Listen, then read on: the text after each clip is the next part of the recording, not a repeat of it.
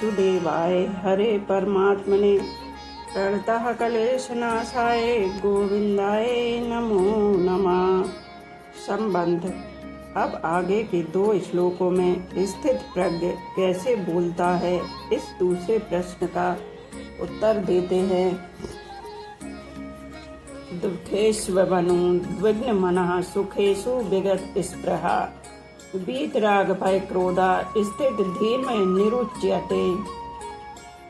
अर्जुन ने तो स्थित प्रज्ञ कैसे बोलता है, ऐसा क्रिया की प्रधानता को लेकर प्रश्न किया था, पर भगवान भाव की प्रधानता को लेकर उत्तर देते हैं, क्योंकि क्रियाओं में भाव ही मुख्य है। क्रिया मात्र भाव पूर्वक ही होती है। भाव बदलने से क्रिया बदल जाती है, अर्थात बाहर से क्रिया वैसी ही दिखने पर भी वास्तव में क्रिया वैसी नहीं रहती। उसी भाव की बात भगवान यहाँ कह रहे हैं। दुःखेष्वनुद्विग्न मनः, दुखों की संभावना और उनकी प्राप्ति होने पर भी जिसके मन में उद्वेग नहीं होता, अर्थात कर्तव्य कर्म करते समय कर्म करने में बाधा लग जाना, निंदा अपमान होना, कर्म का फल प्रतिकूल होना आदि आदि प्रतिकूलताएं आने पर भी उसमें मन में उद्वेग नहीं होता। कर्मयोगी के मन में उद्वेग हलचल न होने का कारण यह है कि उसका मुख्य कर्तव्य होता है दूसरों के हित के लिए कर्म करना, कर्मों को सांगोपांग करना, कर्मों के फल में कहीं आसक्ति, ममता, कामना न हो जाए, इस विषय में सावधान रहना। ऐसा करने से उसके मन में एक प्रसन्नता रहती है। उस प्रसन्नता के कारण कितनी ही प्रतिकूलता आने पर भी उसके मन में उद्वेग नहीं होता।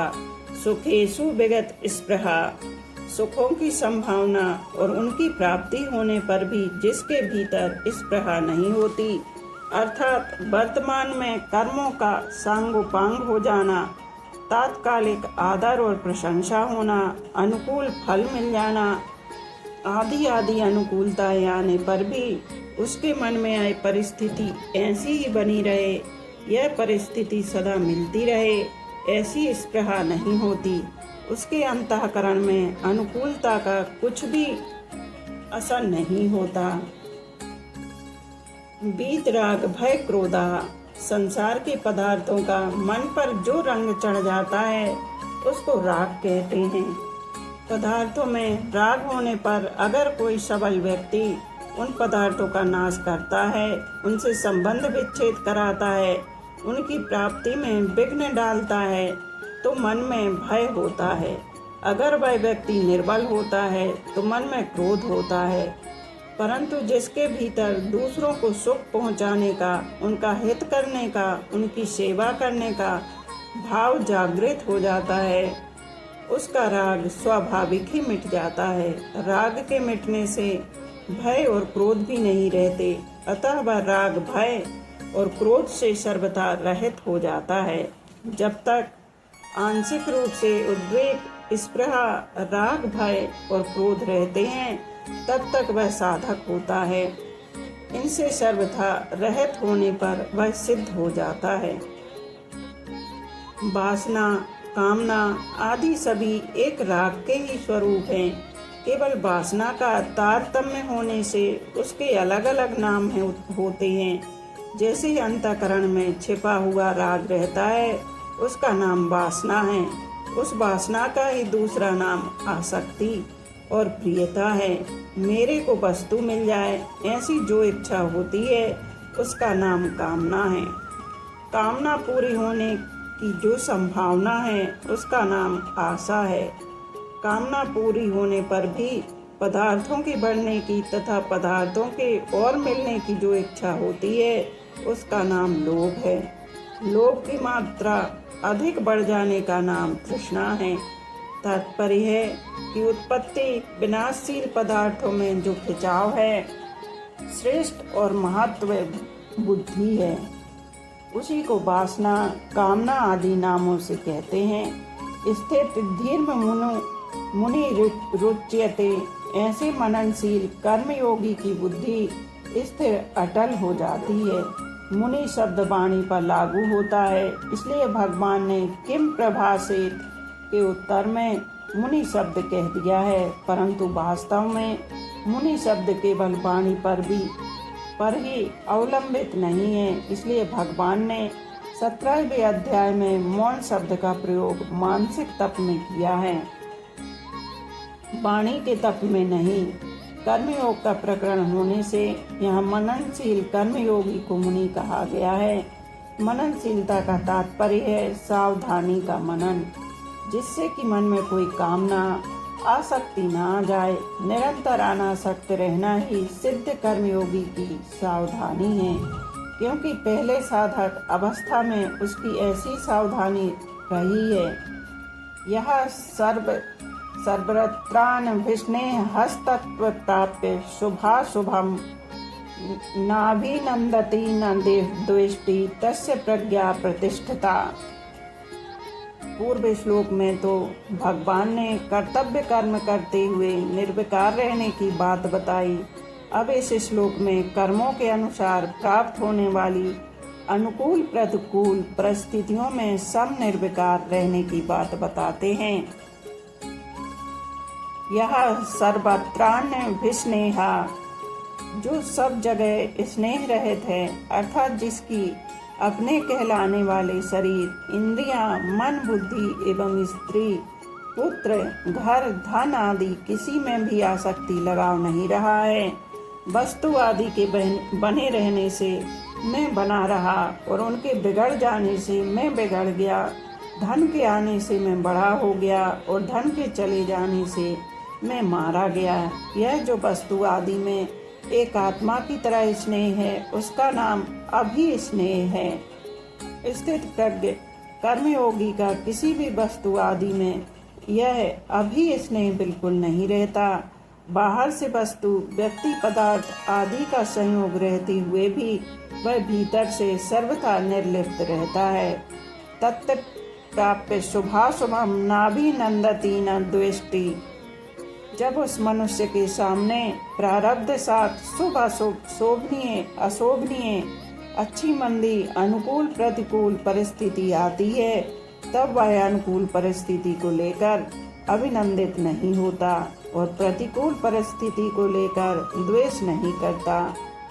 अनुकूल परिस्थिति को लेकर मन में जो प्रसन्नता आती है और वाणी से भी प्रसन्नता प्रकट की जाती है तथा बाहर से भी उत्सव मनाया जाता है, यह उस परिस्थिति का अभिनंदन करना है। ऐसी ही प्रतिकूल परिस्थिति को लेकर मन में जो दुख होता है, खिन्नता होती है कि यह कैसे और क्यों हो गया, यह नहीं होता तो अच्छा था, अब यह जल्दी मिट जाए तो ठीक है, यह उस परिस्थिति से द्वेष करना है। सर्वत्र स्नेह रहित निर्लिप्त हुआ मनुष्य अनुकूलता को लेकर अभिनंदन नहीं करता और प्रतिकूलता को लेकर द्वेष नहीं करता।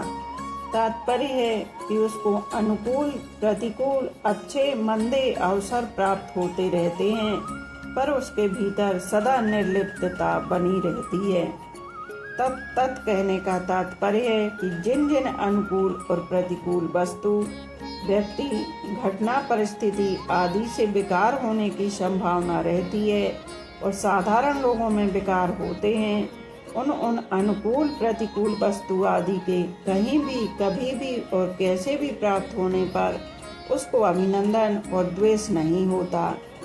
तस्य प्रज्ञा प्रतिष्ठिता, उसकी बुद्धि प्रतिष्ठित है, एक रस और एक रूप है। साधनावस्था में उसकी जो व्यवसात्मिका बुद्धि थी वह अब परमात्मा में अचल अटल हो गई है।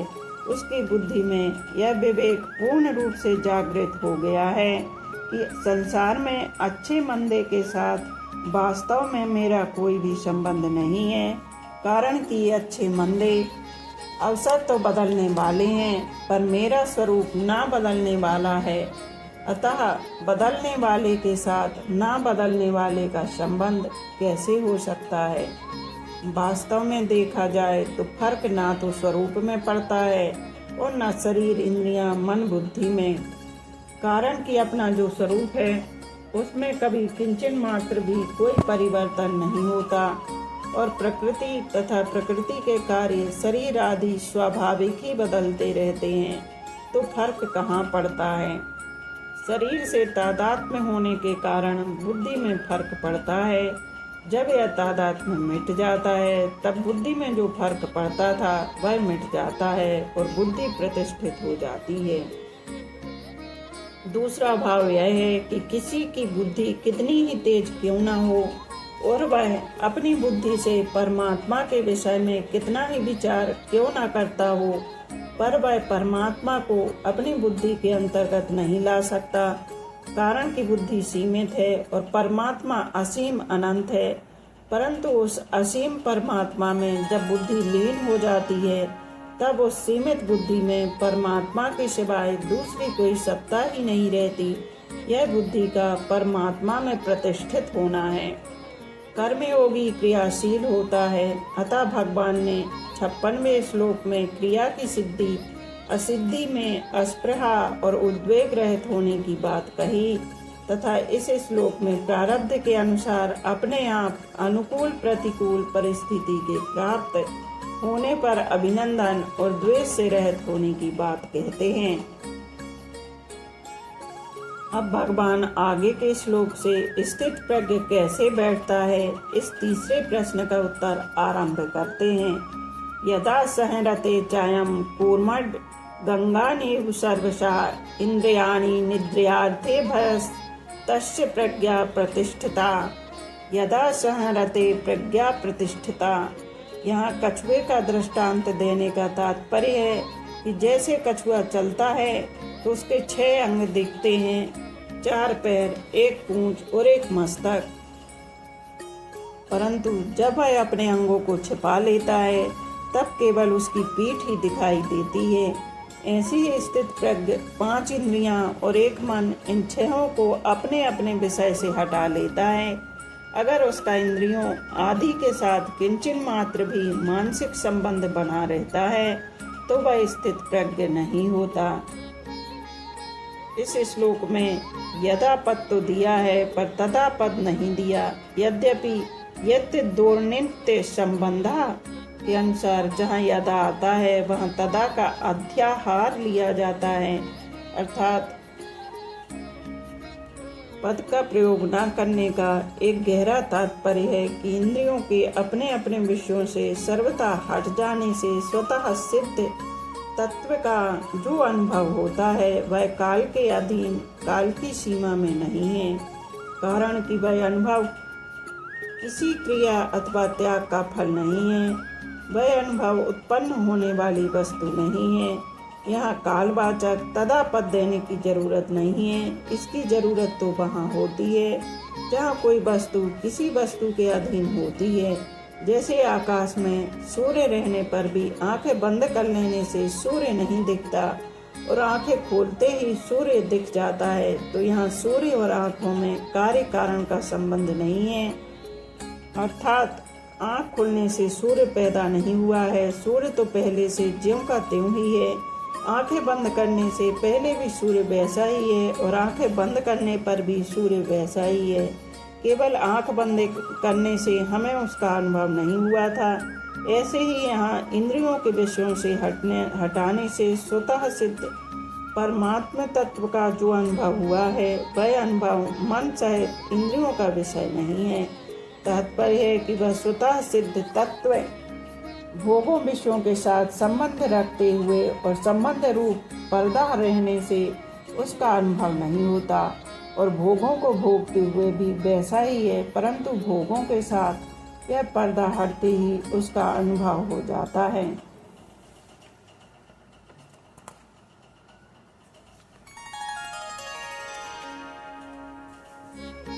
केवल इंद्रियों का विषयों से हट जाना ही स्थित प्रज्ञ का लक्षण नहीं है। इसे आगे के श्लोक में बताते हैं। विषया विनिर्वर्ते निराहारस्य देहिना रसवर्ज रसो यस्यं परम दृष्ट्वा निवर्तते। विषया विनिवर्तन्ते निराहारस्य देहिना रसवर्जनम्। मनुष्य निराहार 2 तरह से होता है। पहला अपनी इच्छा से भोजन का त्याग कर देना अथवा बीमारी आने से भोजन का त्याग हो जाना। दूसरा, संपूर्ण विषयों का त्याग करके एकांत में बैठना अर्थात इंद्रियों को विषयों से हटा लेना। यहाँ इंद्रियों को विषयों से हटाने वाले साधक के लिए ही निराहारस्य पद आया है।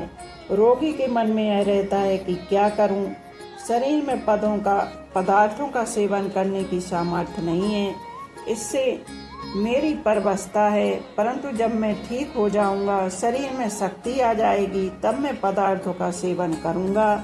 इस तरह उसके भीतर रस बुद्धि रहती है।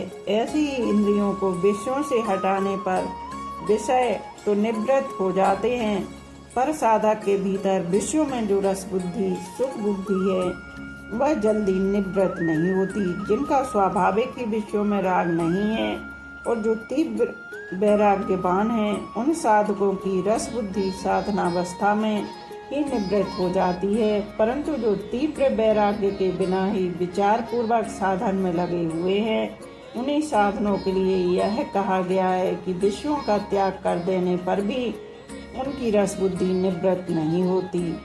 रसो यस्यम परम दृष्टवा निवर्तते। इस स्थित प्रज्ञ की रस बुद्धि परमात्मा का अनुभव हो जाने पर निवृत्त हो जाती है। रस बुद्धि निवृत्त होने से वह स्थित प्रज्ञ हो ही जाता है, यह नियम नहीं है, परंतु स्थित प्रज्ञ होने से रस बुद्धि नहीं रहती, यह नियम है। रसो यस्य पद से यह तात्पर्य निकलता है कि रस बुद्धि साधक की अहता में अर्थात मैंपन में रहती है। यही रस बुद्धि स्थूल रूप से राग का रूप धारण कर लेती है। अतः साधक को चाहिए कि वह अपनी अहंता से ही रस को निकाल दे कि मैं तो निष्काम हूँ, राग करना कामना करना मेरा काम नहीं है।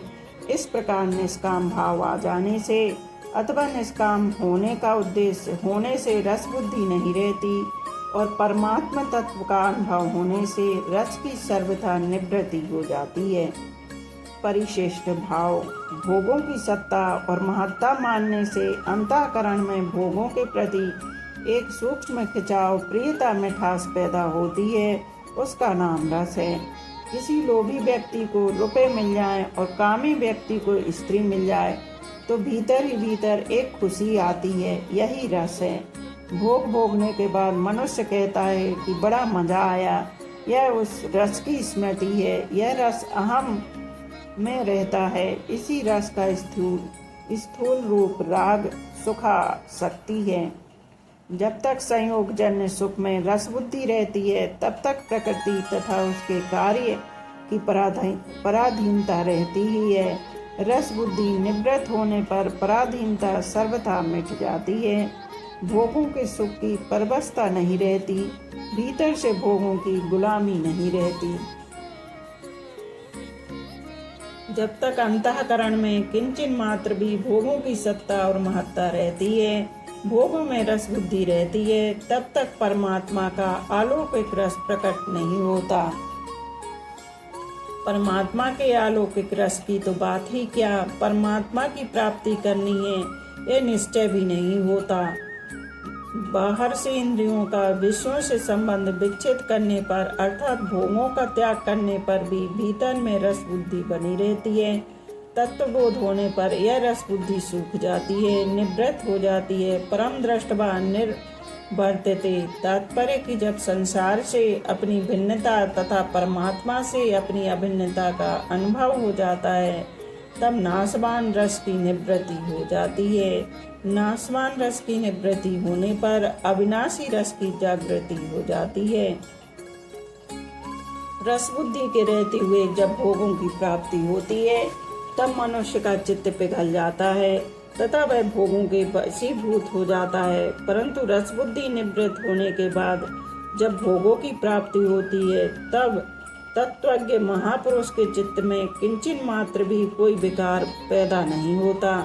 उसके भीतर ऐसी कोई वृत्ति पैदा नहीं होती जिससे भोग उसको अपनी ओर खींच सके। जैसे पशु के आगे रुपयों की थैली रख दें तो उसमें लोभ वृत्ति पैदा नहीं होती और सुंदर स्त्री को देखकर उसमें काम वृत्ति पैदा नहीं होती। पशु तो रुपयों को और स्त्री को जानता नहीं, पर तत्वज्ञ महापुरुष रुपयों को भी जानता है और स्त्री को भी। फिर भी उसमें लोभ वृत्ति और काम वृत्ति पैदा नहीं होती। जैसे हम अंगुली से शरीर के किसी अंग को खुजलाते हैं तो खुजली मिटने पर अंगुली में कोई फर्क नहीं पड़ता, कोई विकृति नहीं आती। ऐसी ही इंद्रियों से विषयों का सेवन होने पर भी तत्वज्ञ के चित्त में कोई विकार नहीं आता, वह ज्यों का त्यों निर्विकार रहता है। कारण की रस बुद्धि निवृत्त हो जाने से वह अपने सुख के लिए किसी विषय में प्रवृत्त होता ही नहीं। उसकी प्रत्येक प्रवृत्ति दूसरों के हित और सुख के लिए ही होती है। अपने सुख के लिए किया गया विषयों का चिंतन भी पतन करने वाला हो जाता है और अपने सुख के लिए ना किया गया विषयों का सेवन भी बंधन कारक नहीं होता। नाशवान रस तात्कालिक होता है, अधिक देर नहीं ठहरता। स्त्री रुपये आदि की प्राप्ति के समय जो रस आता है वह बाद में नहीं रहता। भोजन के मिलने पर जो रस आता है वह प्रत्येक ग्रास में कम होते होते अंत में सर्वथा मिट जाता है और भोजन से अरुचि पैदा हो जाती है, परंतु अविनाशी रस कभी कम नहीं होता, प्रत्युत ज्यों का त्यों रहता है।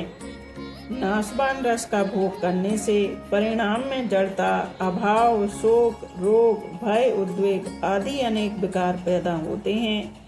इन विकारों से भोगी मनुष्य बच नहीं सकता, क्योंकि यह भोगों का अवश्यंभावी परिणाम है।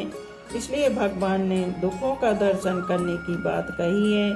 दुख दोषानुदर्शनम, कामादि दोषों से मुक्त होने पर ही मनुष्य अपने कल्याण का आचरण करता है। गीता के 16वें अध्याय का 41वां व 22वां श्लोक। शेष आगे का कल कहेंगे। आज यहीं विश्राम करते हैं। बोलो राधे राधे।